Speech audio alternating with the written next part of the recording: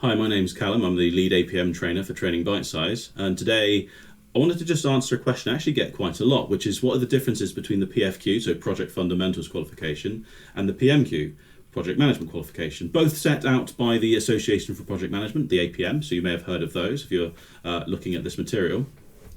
But yeah, it's a question I get quite a lot, and in a nutshell, the PFQ, the Project Fundamentals qualification, the clue's in that word fundamentals. It's a not, I want to say light touch, but it's a kind of short dive into it. It's not a thorough investigation. It's not a deep dive into the syllabus. So the information for both PFQ and PMQ is drawn from the Body of Knowledge 7 currently, which is the APM's framework. It's their how we do things, how we expect to see people using our material.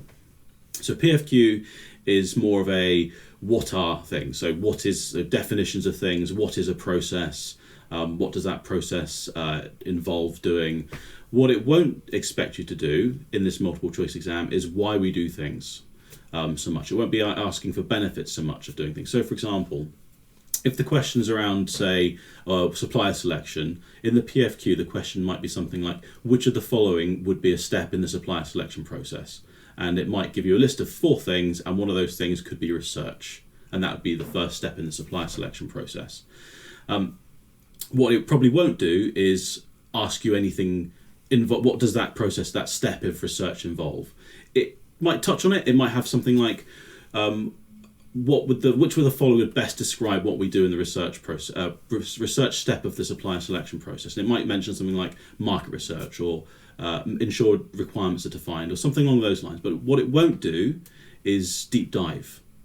Whilst PMQ, which is a written, so typed nowadays, essay style exam, the question will be more along the lines of explain 3 benefits or explain 3 steps rather perhaps of a supplier selection process. So explain 3 steps of supplier selection, and what are those steps you would need to remember. It may list them in the question, but you can't guarantee that. Explain 3 steps of supplier selection, and one of those steps would be research. So what that question's asking for is research. So what is research? So what does that involve? So involves defining requirements, market research. But you'd need to elaborate on that a bit more and say, well, why would we do market research? What does that involve doing, and who are we speaking to, and who's actually leading the market research side of things? Why is defining requirements really important? And you're looking for a paragraph just on research.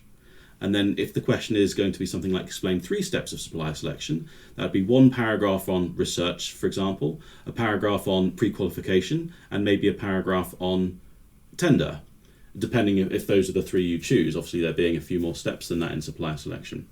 So you need to elaborate and expand.